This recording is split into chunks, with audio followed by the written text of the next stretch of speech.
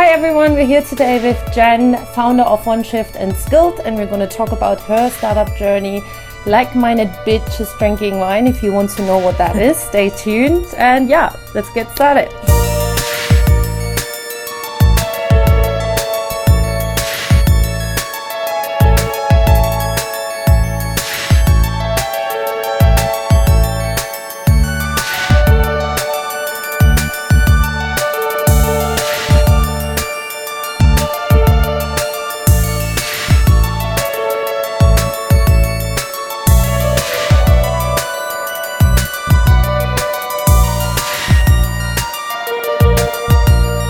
Hi Jen. Hi, how are you going? Thanks for having me. Well, thanks for having me actually in your office today. So I know you're busy. So yeah, thank you so much for taking the time today. And I've been reading a lot about you, and I've followed you for a while now. So I thought it would be amazing to have you on a podcast. Take your stalking to your next level. I mean, on the yeah, my stalking to the next level. So here we are, everyone. And yeah, so I think your startup story is very inspiring. Thank you. Especially for a female founder. We need more role models out there, so it's good to have you here, or that I'm here in your space actually. So yeah, so I think in the beginning, let's just start on how you started your OneShift. Yeah, of course. OneShift story. And yeah, let's just maybe start there. How did you come up, or maybe explain quickly for everyone who doesn't know what OneShift is, what the company is about, and then let's talk about your journey. So OneShift is a marketplace that instantly connects about 45,000 businesses to about 850,000 users for enterprises to find staff. The model really started back when I was 20. I went on a gap year to work on the super yacht industry. And basically what happens is you hit the docks old school style, you print out your CV and go try and negotiate your way into a job. And I was fortunate enough to come across a captain who basically said, look, do you like paella and do you like rosé? Yes. Sign me up. And he said, great, we'll come for lunch. And so we hopped on board, had a very intense interview. He didn't even ask me about my work experience or anything. We just chatted, had lunch, and then he goes, okay, great, the job starts in about a month's time, 30 days. You can have it if you'd like it. And I was like, oh, great. I have 20 euros left to my name, so I was wondering if I could stay on the boat now and I can clean for free or help out or whatever, just to, so I can last the month that I needed to. And he basically said, well, there's about 20 other people out front waiting for the job. So either you sort yourself out and I'll see you in 30 days, or I'll just hire somebody else. Of course, I said, don't worry, I'll figure it out. And hopped off the boat and did what every 20-year-old does and called my dad. And being one of 4 kids, he knows the tone, the call, the time, he knows what's coming before it happens. And so he's picked up the phone and just laughed at me and said, you'll work it out, and hung up. Oh, nice. No. Good family support. Well, it certainly taught me to figure everything out, that's for sure. So from there, I basically went back to the hostel, and they had, like all hostels, there's like a bar, restaurant sort of thing, cafe style thing downstairs. And I said to the guy, look, you've got chefs who are cooking for the Prince of Monaco upstairs. You've got wait staff, very experienced ones like myself, of course. And you've got overqualified people who are all living in the same building who are just trying to wait for their jobs to start. So why not give us the shifts? Let us pick and choose what suits us so that we can still go have fun, check out different places and travel still, but also make sure that we're eating our food here at the cafe. So for him it was a win because he had better quality staff, because it meant flexibility rather than just one person who probably wasn't that good that he had to take because more qualified people weren't willing to work there because it was locked in for the season. So we picked and chose the shifts that suited me, and went and worked on the super yacht at the end of the month. So kind of taking that concept, when I came back to Sydney about 8 to 12 months later, I basically had friends asking me if I knew of any work that was available. So I thought, why wouldn't everyone want to live like a 21-year-old and work Friday night so that you can afford to go out Saturday night? Obviously, the concept grew up as I grew up, and when I realized that not everyone wants to be a 21-year-old forever. So I basically was working full-time as a team assistant at Colliers International, and I'd finish work, go print off posters and cover universities head to toe with, hey, you know, you're looking for one-off shifts, you know, suit your uni schedule, sign up to OneShift, and then on the weekend would grab an iPad and sign up businesses, or harass, stalk, annoy businesses to sign up to this really bad WordPress blog that basically was grey and had the dodgy coloured logo in the corner and said, and it was a blog, but there was me on the back end matching bartenders, people that probably weren't bartenders, to, you know, hotels for work. And I find that very interesting, because that's also what I read about, that you started off with a WordPress site that you managed yourself and built yourself, and how you took that to build it wasn't a proper site. Such an amazing business. So I think especially in the startup scene, a lot of people, there's still this false assumption that you have to have a lot of... The Rolls Royce from day one, right? Yeah, exactly. So maybe talk about it also a little bit of how you know, how did you even know how to approach it? And yeah, of course.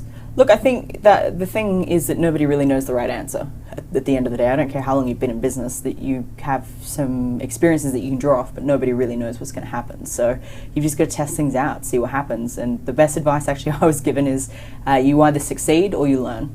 And it's true. So would basically do what I could figure out how to do. Put up a WordPress website, hit the streets. We had 300 uni students and a couple of clubs using it in the first month. And from there we grew. Within the first 6 months we had 10,000 users. We were approached by our investors programs to buy 27.5% for $5 million, which we subsequently, well, that was the deal, sorry, that happened. And then basically we grew then. I mean, the difference in that style of business and what we learnt and trying to grow and make the model work was that it wasn't about the volumes. You don't need 1 million people to sign up. You just need 10 to actually use the model end to end. And once you can prove that and how people are going to use it, then you know what to build, and then you can start building out the Rolls Royce kind of products. And you know, the difference from what we learned there to our next business, Skilt, was in the first 6 months we had 60,000 people sign up. But we knew exactly how to approach and what we needed to do, rather than spending thousands of dollars on advertising. Yeah. So you mentioned Skilt now. So let's talk about Skilt as well. So you started Skilt last year. Yep. And what is the difference between OneShift and Skilt? Yep. It's in the same industry, but how? Oh, it's all in recruitment, right? Yeah. So OneShift is for enterprises. They post a job, they get matched to people, and it goes out to a wider network to try and find them the right staff. It then feeds into their application tracking system, so HR teams can then work with that to find the right staff that they need. Skilled is for SMEs, hospo and retail only at the moment. And when a restaurant, for example, signs up, we take their business name and match it to lots of different public data sources. So we can go, okay, well, we know you're a casual dining Italian restaurant that's open Monday to Fridays only. Your busiest nights are Wednesday and Thursday nights. So without them having to tell us anything, we already know lots about them. So then when they just search for talent rather than writing a job description, so say they search for a chef, instantly they'll be matched to chefs in their area within their postcode who are casual dining Italian experienced chefs who happen to be available Monday to Friday, and most definitely on their 2 busiest nights. So it kind of takes out all the grunt work. They can then shortlist who they're interested in, reject who they're not. The system then text messages those people straight away and says, yo, Jen, are you interested in that chef role at Jen's Cafe? I need to figure out much better business names for my examples. Oh, I like it. It's easy to remember. Yeah, I remember my own name. Great. And then basically once they match like Tinder, then they can kind of talk from there. But the speed and accuracy of getting that right person who has the right style of experience, who is available in front of that business, is the key to it. So I guess the secret sauce where we've been able to get it to is a bar in Wodonga, for example, signed up, searched for a chef, matched, and actually had them in for an interview and signed contracts within 2 to 3 hours. That's amazing. So if you can get, it doesn't matter how swish or pretty our app looks, at the end of the day, we're selling access to talent, and unless we can get that match right, then it doesn't matter how pretty the app is. Yeah, so let's talk about that, because let's go back again to the WordPress side of, so you obviously took that side and you managed everything yourself and you took that quite far. When did you start to consider building the site, building your team? Because I've always find it interesting how much how much time do you spend on, polishing stuff, or do you actually go out and get your clients, which I know the answer already is, but it's always good to talk about that because, Definitely. Everyone has the same struggle, right? It's the chicken and the egg. So for us, I think we, the first time with OneShift, the way to approach it was make sure it definitely works before investing lots of money in getting developers and things like that. We then had got a development team, a bunch of freelancers in Surrey Hills who kind of built that out properly, and then we hired internally, and so on and so forth. So it no longer was a dodgy blog site, kind of pulling it all. It wasn't even an actual double-sided marketplace at that point. So, but from there, we always kept true to that same sort of ethos of test, fail, learn. So when we launched Skilt, we actually did a landing page off OneShift, called it OneShift Plus. As you can tell, we're very innovative with our names here. And basically, we did the sales pitch. It was $50 a month subscription fee. You can pause at any time. No job descriptions. Get access to the talent magically that you want. And we had more small businesses signing up to that product within 3 to 4 days than we had in hospo and retail than we had on OneShift, which was a 3.5-4-year-old business. So we knew this is something that then it was worth building out. Even though when they signed up to that landing page, they actually signed up to OneShift. It meant, the cost of making a landing page is a couple of minutes of somebody's time. So it was a cheap, easy way of figuring it out. So what made you decide, okay, we actually keep it as a separate business rather than trying to fit it into our existing model? Yeah. Because it's a different product. It needs to speak to different people. It's a different audience. And we're looking to achieve a different thing. I think for Skilled, it was very much about making sure that small businesses mostly get looked over when it comes to new technologies because enterprise are the ones who can pay bigger checks, right? So for us, it was how do we make sure that small businesses get great, access to great technology, and no one's actually ever been able to get out to small businesses cost effectively. Yeah. So through ad tech, we've been able to make sure that we can reach businesses at a really cost effective amount, and that we're actually able to convert them quite cheaply as well. Being able to control our supply and demand down to a 1.2 square mile radius is really important. So we're not paying $1 million for Sydney to sign up. We're going, well, we know we have demand in Potts Point right now. We need 3 chefs. Spend just on 3 chefs in Sydney and tie all your advertising to outcomes rather than CPAs and click-throughs and all that kind of crap. How do you make sure? Because at the end of the day, all you want is people hired. Well, for our models, we just want people hired. So it's how do we make sure everything's tying back to that? Yeah. Okay, cool. And I'm still so fascinated by. So, did you have any mentors in the beginning, or how did you know? Because it sounds like that's how you would build a business. How did you know about all of that? There's this fantastic tool called Google. Yes, Google that.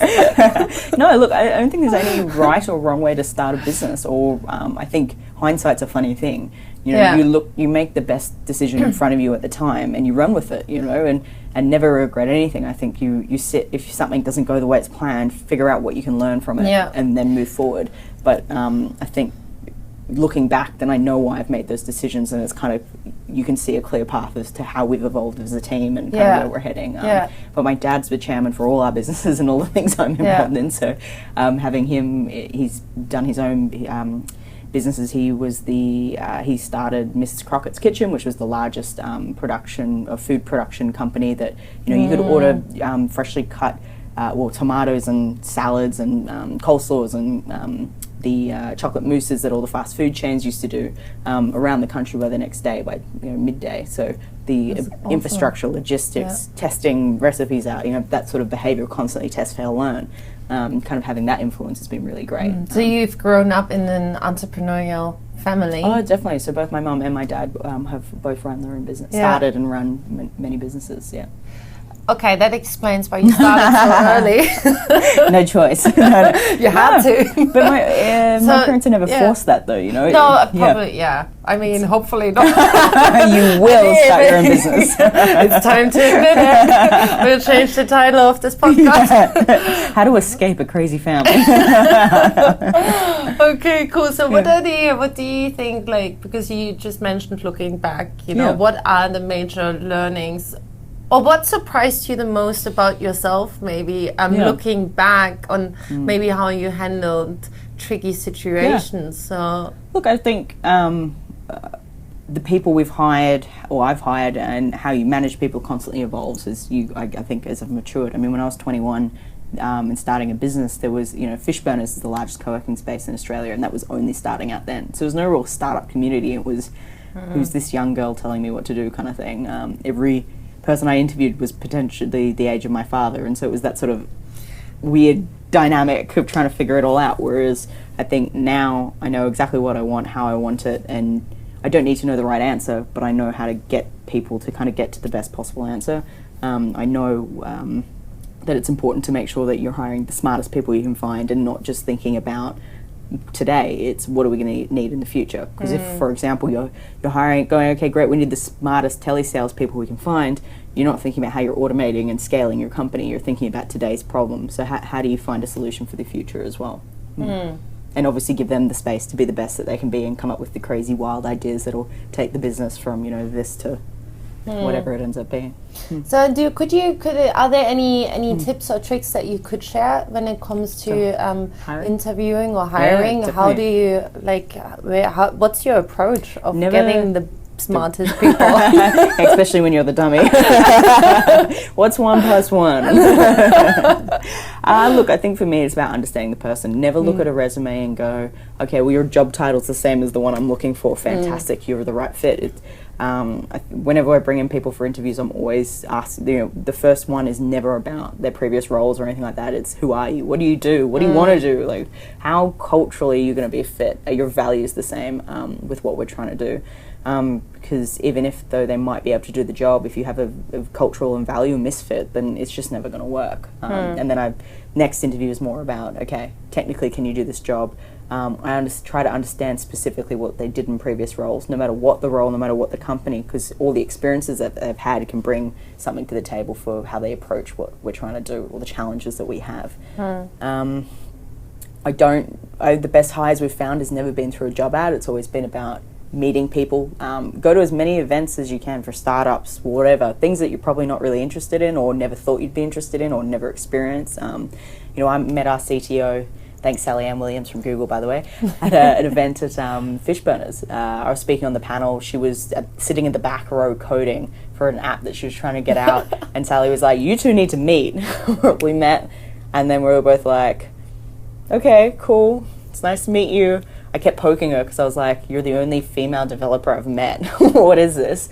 And then, a couple weeks later, or months later even, she came and spoke at International Women's Day for Like-Minded Bitches, because I was like, we've got all these great, amazing people, all these women who are speaking, but we had nobody who had a development background. So I was like, we need to get this woman here, like whatever it takes. How do we convince her? And thankfully she said yes. She came, and we spoke for like 30 seconds, and then we were looking for another CTO, and I hit her up saying, you're the only woman I know who knows anything about enough about development, actually everything there is to know about development. Do you know anyone that you think would be a good fit for this? In fact, actually, you should just come work for us. What are you talking about? Like, come, let's just do that. And we had 2 bowls of hot chips, and it sealed. I asked her about 10 more times after that, and then she said yes. Awesome. It's actually our 1-year anniversary this Friday. Awesome, nice. Okay, cool. So you dropped the name. So maybe this was not, you heard right. It's called like my bitches drinking wine. So let's chat. Let's go straight into that as well. So how did it start? You want to start there? Yeah. How did you? Well, oh God, I have so many questions about that. Obviously, there's a shortage in groups, in female. Not necessarily in female groups, but there's a shortage in putting even the spotlight on females. Potentially. Look, I find that even when I first started, it was like, oh, hey, you're a girl running a business. That's cool. Let's interview you. Whereas now it's kind of become, okay, you're doing cool stuff. We want to speak to you about that stuff, right? So I think everyone's kind of fine, and that's all getting better in that space now. I think it's probably more, there was nothing around that spoke to our target market. There's more corporate groups. There's more kumbaya, girl power. Let's burn. Whatever the kind of process was, but there's nothing that really went, okay, that's my girls, like I'm gonna go hang out with them, So what is Like-Minded Bitches? Yeah. So Like-Minded Bitches drinking wine is 35,000 women now across the world who catch up once a month, collaborate, learn through experiences, drink wine, of course, Sometimes we'll have cool speakers, and then there's a Facebook group where we have about 500 women a day joining from around the world, from London, Dublin, Tel Aviv, Shanghai, Cambodia, New York, San Fran, all around Australia, etc., who literally just all help each other out. So you need help on logos, you'll see 2 different logos posted and people just going, hey, which one do you prefer better? Or, hey, does anyone have any contacts? I mean, I posted something yesterday, the other week, saying, hey, does anyone know anyone at Kathmandu? I'm trying to coordinate a sponsorship situation. And weirdly enough, a girl from Kathmandu in the marketing department went, yep, sweet, send it through, I'll put it straight to the CEO. That's amazing. So within half an hour of posting that, I had something on the table going, is this something we could do or not do, and answer straight away. So it's just being able to help each other out in the community. Yeah, and I found, I haven't been to the event yet, but I am part of the Facebook group, and what I found amazing about the group is it is a very supportive group. Yeah. You can post something or you can ask something, and there will be at least 5 to 10 people coming back. At least they're 100 sometimes. But and it's very supportive, and it's all about also sharing and giving each other advice, and so it's amazing. So why this name?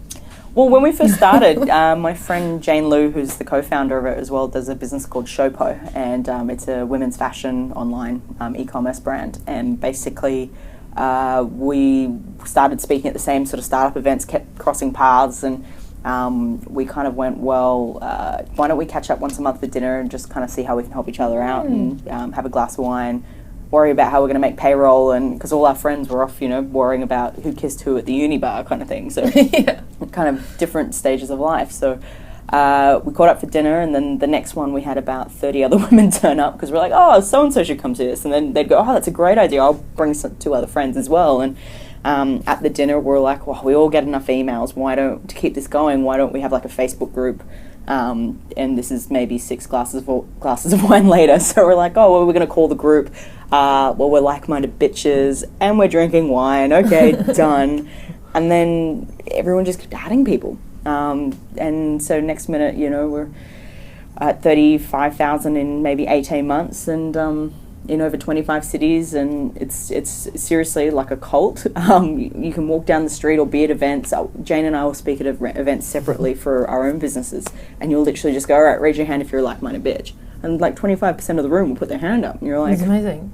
Who are you people? How did you find out about us? How do people find out? It's literally adding other people. Everyone just adds people in. Yeah. I love that. So it was this, 101 dinner. Yeah, I know. Jane and my hot dates have become a public thing. Now,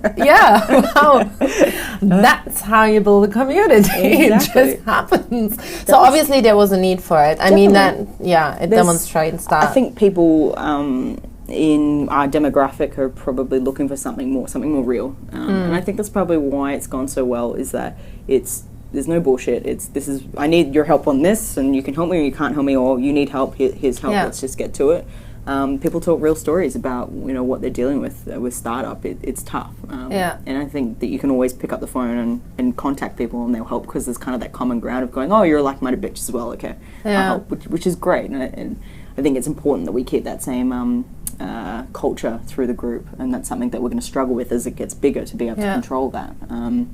Next steps for us is really about making sure that we can put on full-time staff to actually drive this thing now, because it's getting so big that we want to make sure it's self-sustainable. We want to keep the events free so that any startup can come and they're not worrying about the $30 ticket charge and being able to eat dinner that night. It's how can we make it accessible, and also make it functional so that the group can keep growing, and that the group can actually give grants within the group as well.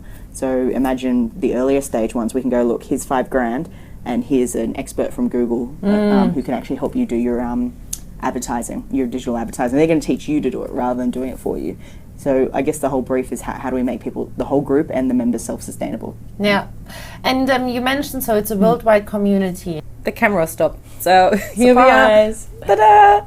We're back. Okay, so worldwide community. Yep. So we were talking about like-minded bitches, worldwide community. Yep. We have ambassadors in every city. These ambassadors hold events once a month. Locals on the ground that know the startup space and run their own businesses as well. Yeah. and it's amazing. And I don't know if that was now in the podcast or not. Just amazing how the group is. I don't know. How are you organizing all of that? Do people get in touch with you and say, okay, I want to be an ambassador? Yeah, it's so amazing. The first time that we were running it in Sydney, and then next minute we had people in Melbourne, for example, hit us up saying, hey, are you girls going to start having events here? And we're like, well, no, because we're in Sydney. What are you talking about? How did you hear about us? She was like, oh, I know a lot of my friends go in Sydney. I was like, oh, okay, well, if you want to run one, more than happy to. We'll just make you like an ambassador. And then next minute we've got ambassadors all around the world. Amazing. So if you are interested to join the events or be an ambassador, please go to the Facebook group and hit us up and let us know. And what's a typical event like? The monthly events? Yeah, sure. So like in Sydney, we get about 100 girls turn up, and they'll all different business sizes. They will basically connect, have a glass of wine, meet new people. We try and encourage and push everyone together if there's any newbies and stragglers. So don't worry, if you turn up, you don't know anyone, you've got no hope of being alone. And then we also then, if we have a speaker come along, we'll have a bit of a, a round table, or they'll do about 15-minute sort of overview of what they do, insights, and then we'll do lots of Q&A so everyone can kind of learn about something. So we've had Elaine Steed from Blue Sky VC come in and talk about what do VCs look at when they're trying to invest, what's a good startup, a bad startup, and I guess that behind the scenes sort of knowledge that we're typically not being able to see. And from the girls attending, women attending, what type of businesses is it? So it's not only tech. Yeah. It's all kinds of businesses. All types of businesses, which is really nice, I think. Oh, definitely, because you get that diversity and breadth in knowledge. We also have a lot of people who are in corporates who are trying to start their new startup, so which has been great because you also get access to corporates in a way that I suppose you've never really been able to. You've got a like-minded bitch who's behind the scenes kind of going, that's probably not the best way to approach that. Why don't you try it like this and whatnot. Yeah.